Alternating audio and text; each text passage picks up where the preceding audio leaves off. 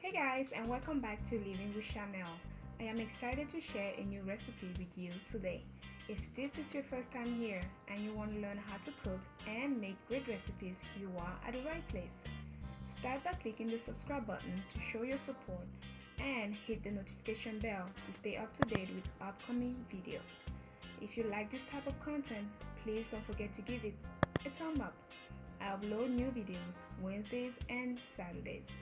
For this recipe, you will need carrots, tomatoes, leek leaves, onion, bell peppers, plantain or rice, it's up to you, tomato paste, optional, red pepper flakes, garlic, cooking oil,